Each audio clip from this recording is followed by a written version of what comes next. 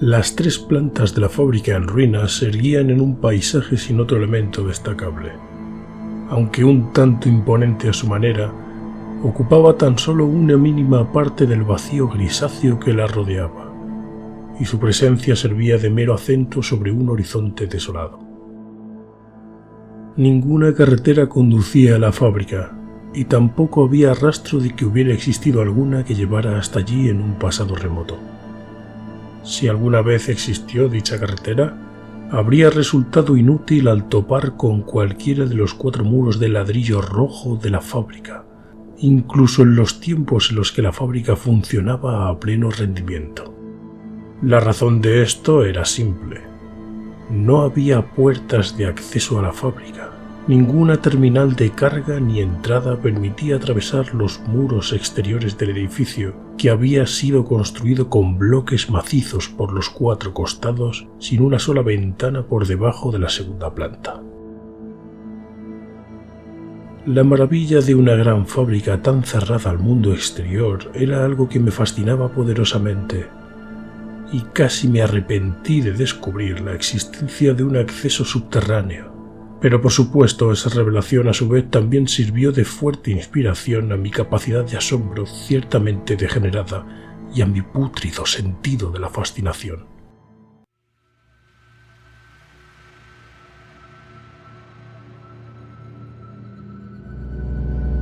La fábrica ya llevaba tiempo en ruinas, los innumerables ladrillos se veían deslucidos y quebradizos y sus múltiples ventanas estaban hechas anicos. Las 3 enormes plantas sobre el nivel del suelo estaban vacías, a excepción del polvo y el silencio que las llenaban.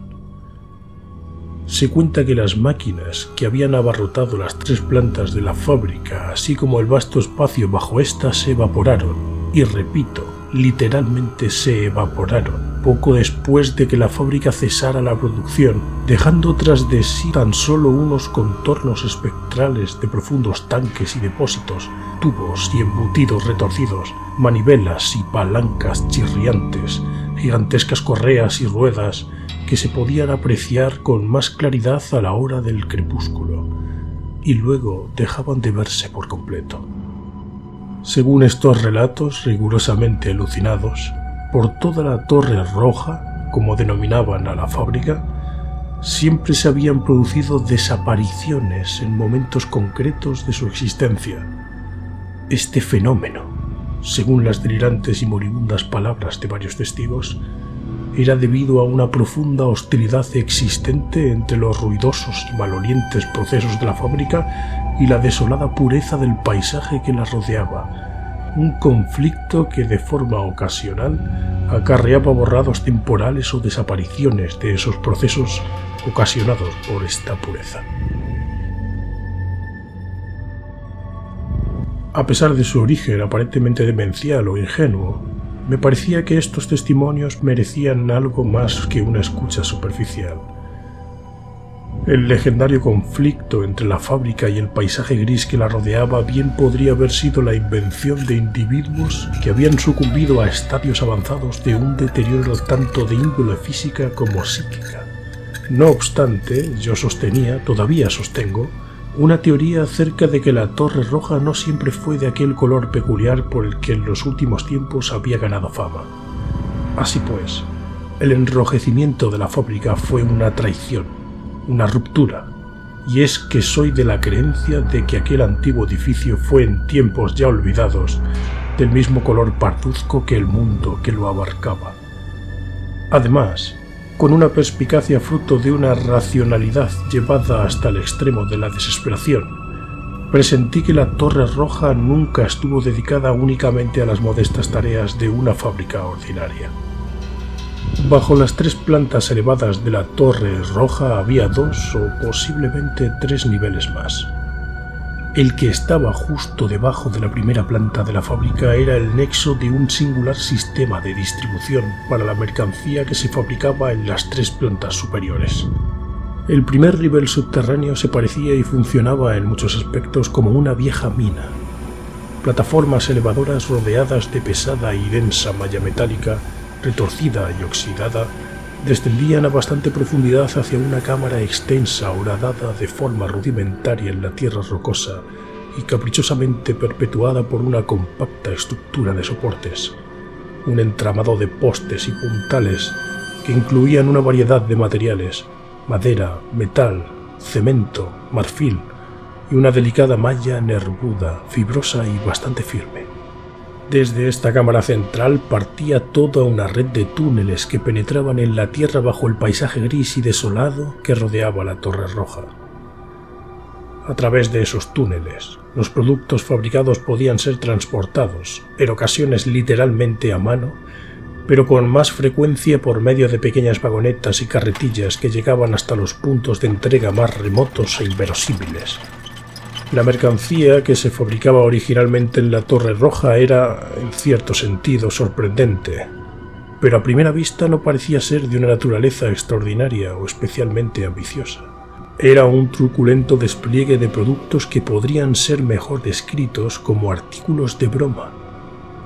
En un principio, la cualidad de los objetos y ensamblajes producidos por las máquinas de la Torre Roja resultaba caótica. Un estado azaroso que producía cosas informes sin una apariencia, tamaño o patrón estables. Ocasionalmente podría aparecer algún peculiar bulto lívido que dejaba entrever algo parecido a un rostro o a unos dedos crispados, o quizá un ensamblaje con aspecto de cofre con pequeñas ruedecillas irregulares, pero en su mayor parte los primeros productos parecían ser relativamente inofensivos. Sin embargo, un tiempo después las cosas comenzaron a cuadrar. Como ocurre siempre que se elimina un desorden inofensivo y anodino, jamás una situación duradera, y se sustituye por los planes y objetivos más comunes de una creación con propósitos malignos.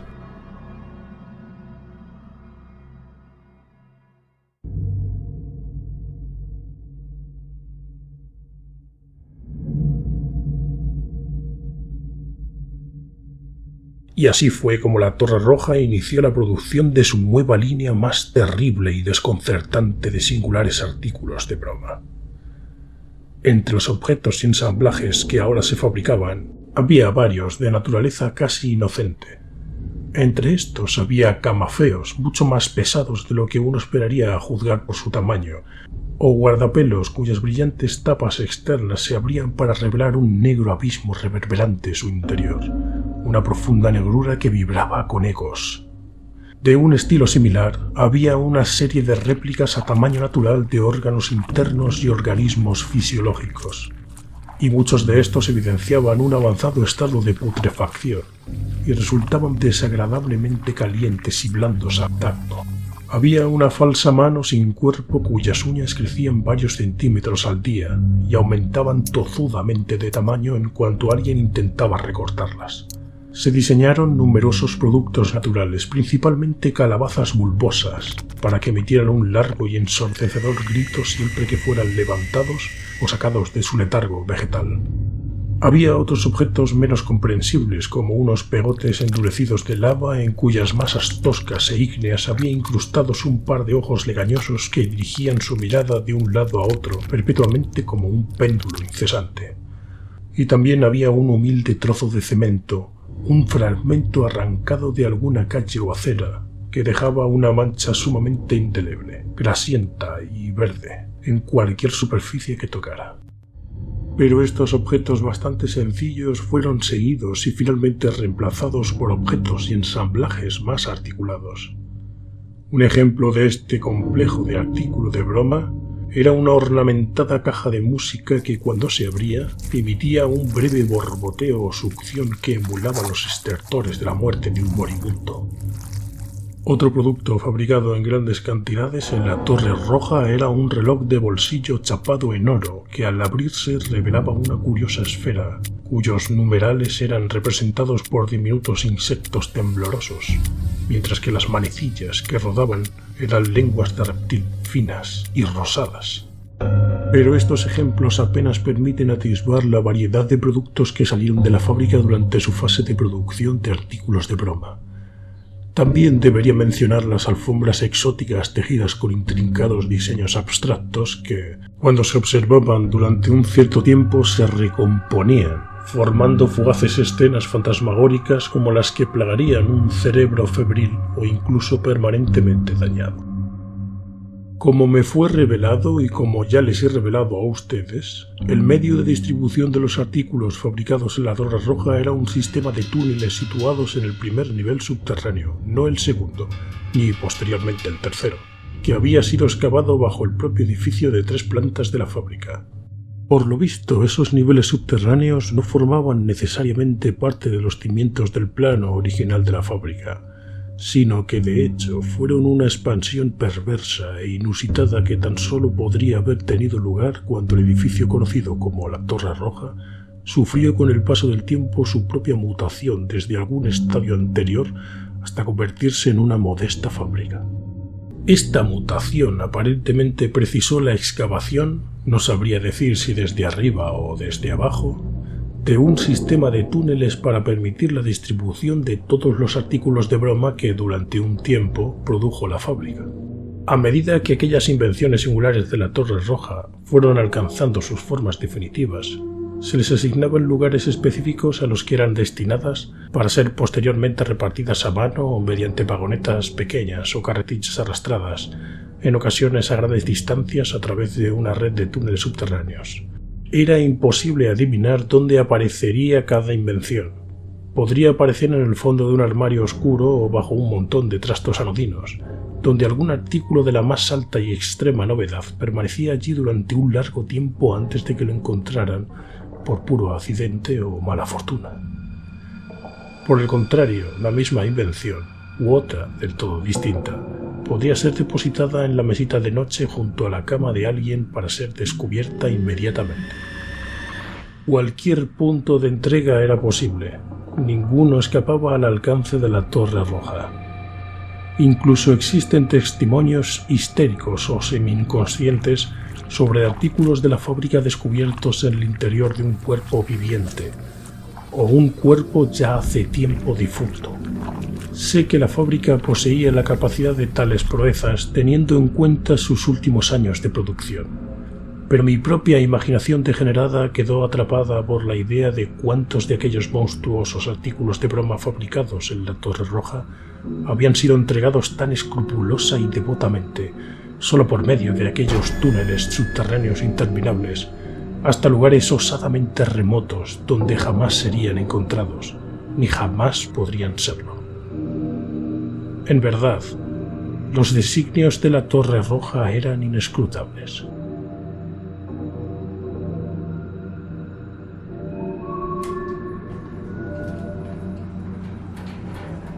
Al igual que fue creada una red de túneles de distribución cuando la fábrica inició la manufactura de artículos de broma, se hizo necesaria una expansión de esta red cuando se desarrolló gradualmente una fase nueva de producción. Dentro de la plataforma elevadora de malla metálica que proporcionaba acceso desde la región más elevada de la fábrica hasta los túneles subterráneos, había ahora una palanca especial que cuando se accionaba hacia atrás, o posiblemente hacia adelante, ignoro los detalles, le permitía a uno descender a un segundo nivel subterráneo. Esta zona, excavada en los últimos tiempos, era mucho más pequeña, bastante más íntima que la inmediatamente superior, como podía observarse en el instante en que la plataforma elevadora se detenía ofreciendo una visión completa. La escena que ahora aguardaba a la mente vacilante de algún testigo era en muchos aspectos como la de un cementerio solitario, rodeado por un cercado torcido de estacas espaciadas unas de otras y unidas con un alambre oxidado. Las lápidas en el interior del cercado se apiñaban unas junto a otras, y era de un diseño bastante común, aunque un tanto anticuado. Sin embargo, no había nombres ni fechas en estos monumentos. De hecho, nada en absoluto, a excepción de alguna ornamentación rudimentaria y abstracta.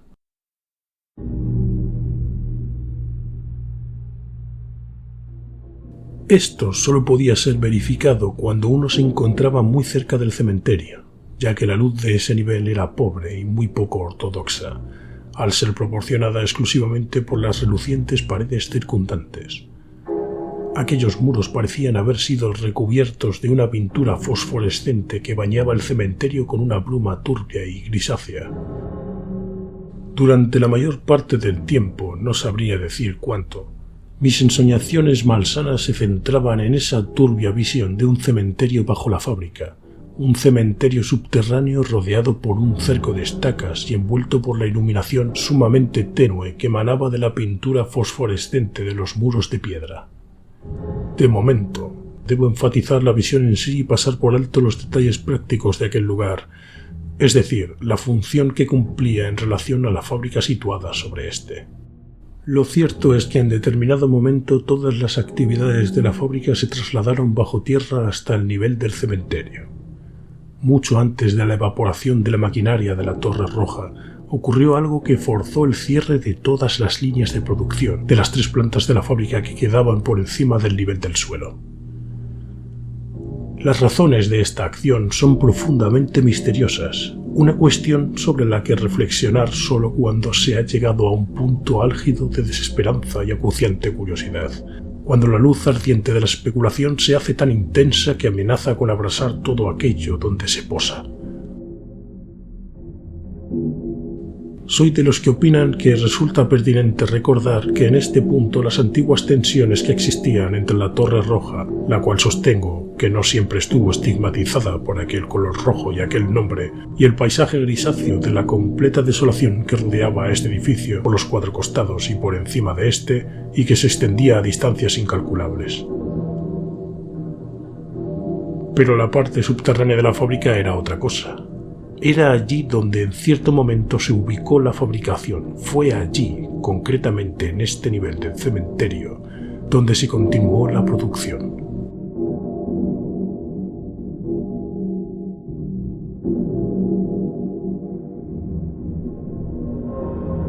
Sin duda, la Torre Roja cometió algún tipo de infracción o delito. Su ruidosa actividad y sus productos poco ortodoxos, tal vez su propia existencia, constituían una afrenta a la inmutable quietud del mundo que la rodeaba. Soy de la creencia de que tuvo lugar algún tipo de traición, una ruptura alevosa de algún vínculo. Sin duda me imagino una época anterior a la existencia de la fábrica, antes de que cualquiera de sus rasgos corrompiera un paisaje anodino que se extendía tan gris y desolado en todas direcciones.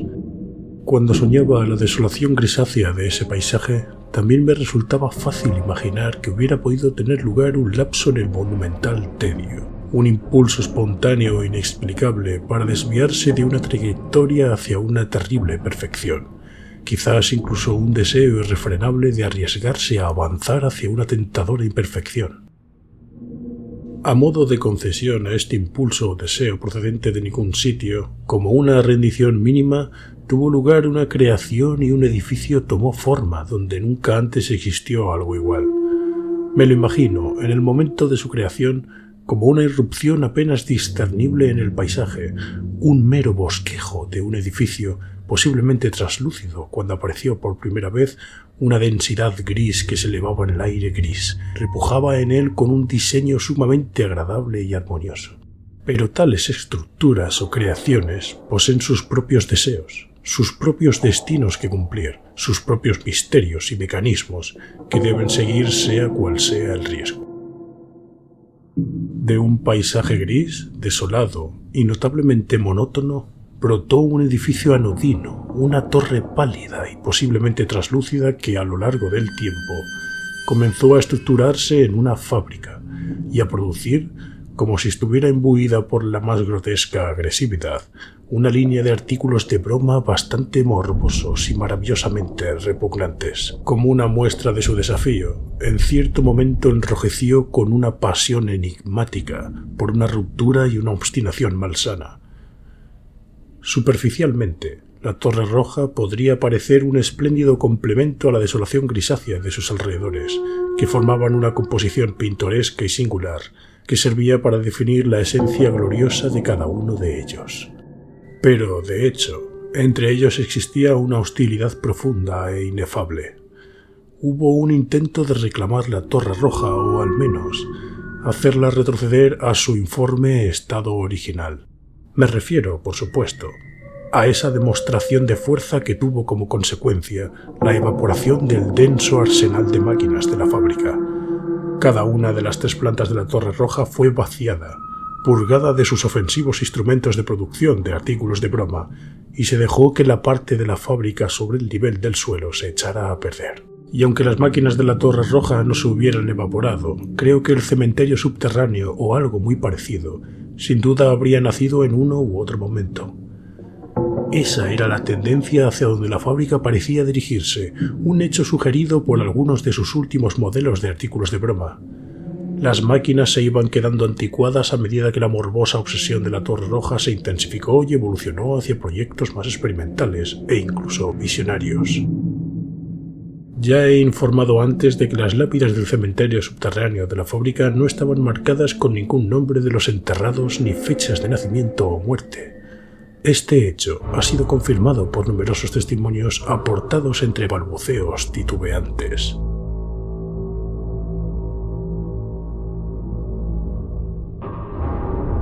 La razón de que aquellas lápidas negras estuvieran sin marcar se hacía evidente mientras uno las contemplaba allí erguidas y apiñadas a la luz de la bruma fosforescente que emanaba de los muros de piedras recubiertos de pintura luminosa. De hecho, no se podía decir que ninguna de aquellas tumbas contuviera algún difunto cuyo nombre y fechas de nacimiento y muerte precisaran ser inscritos en las lápidas. No eran lo que normalmente se entiende por tumbas funerarias, es decir, aquellas no eran tumbas para enterrar muertos, muy al contrario, eran tumbas de un diseño sumamente experimental, de las que brotaban las últimas producciones de la Torre Roja. Desde sus comienzos como fabricantes de artículos de broma de naturaleza extravagante, la fábrica había evolucionado y ahora se dedicaba a la creación de lo que se conocía como hiperorganismos. Estos nuevos productos también eran de una naturaleza esencialmente radical que presentaban una divergencia incluso mayor por parte de la Torre Roja de la anodina y gris desolación en la que se alzaba.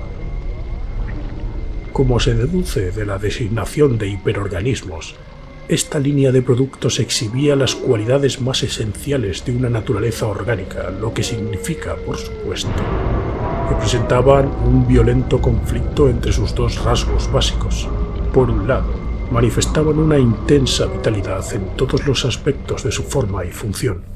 Por el otro, y simultáneamente, manifestaban un elemento ineludible de descomposición en estas mismas áreas.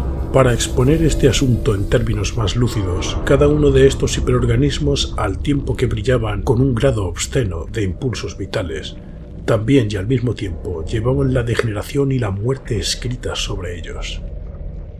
De acuerdo con cierta tradición de estupefacta demencia, cuanto menos se dijera sobre estos vástagos de las tumbas de nacimientos, o cualquier creación similar, mejor. Yo mismo he quedado reducido a un estado de especulación febril sobre las cautivadoras particularidades de los fenómenos hiperorgánicos producidos en el cementerio subterráneo de la Torre Roja. Aunque podríamos tener razones para pensar que tales creaciones no podían ser consideradas bellas, no tenemos los suficientes datos para conocer los misterios y mecanismos de, por ejemplo, cómo se movían estas creaciones entre la nebulosa luminosidad de aquel mundo subterráneo. ¿Qué gestos chirriantes o espasmódicos podrían haber sido capaces de ejecutar, si es que eran capaces de algo así? ¿Qué sonidos podrían haber hecho o qué órganos hubieran usado para hacerlos? ¿Qué apariencia podían haber adoptado cuando emergían torpemente de las profundas sombras o permanecían en cuclillas junto a aquellas lápidas sin nombre? ¿Qué temblorosos estadios de mutación casi con toda seguridad habrían experimentado tras la generación de sus larvas sobre la yerma tierra del cementerio? ¿Qué podrían haber producido o expulsado en forma de fluidos y secreciones? ¿Cómo podrían haber respondido a la mutilación de sus partes por motivos experimentales o meramente violentos?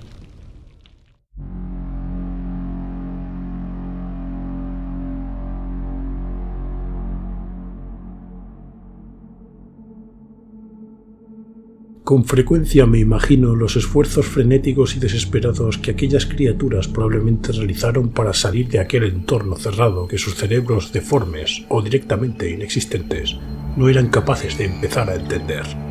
No podrían haber entendido, como yo no puedo, el propósito por el que eran producidos en aquellas tumbas, esas incubadoras de hiperorganismos, diminutas fábricas de carne que existían en el interior y muy por debajo de la gran fábrica de la Torre Roja. No es de extrañar, por supuesto, que la producción de hiperorganismos fuera prohibida mucho tiempo antes de que una segunda ola de destrucción recayera sobre la fábrica. Esta vez no solo fue la desaparición y evaporación definitiva de maquinaria, que en efecto tuvo lugar. En esta ocasión fue algo mucho más brutal. Una vez más, las fuerzas de destrucción fueron dirigidas contra la fábrica, especialmente contra el cementerio situado en su segundo nivel subterráneo, después de que el edificio de 3 plantas al nivel del suelo ya se hubiera convertido en un conjunto de ruinas llenas de ecos. Por lo que sé, la única información disponible sobre lo que quedó en el cementerio y de sus productos ingeniosamente blasfemos es una retahíla de susurros y muy confusos y escalofriantes sobre caos y devastación, y sobre una ruptura total aún más inenarrable. Esas mismas fuentes también parecen considerar ese incidente como la culminación, si no la conclusión, de las perdurables hostilidades entre la Torre Roja y aquel halo grisáceo de desolación que flotaba sobre ella por sus 4 costados. Tal episodio demoledor debería haber supuesto el fin de la trayectoria de la Torre Roja.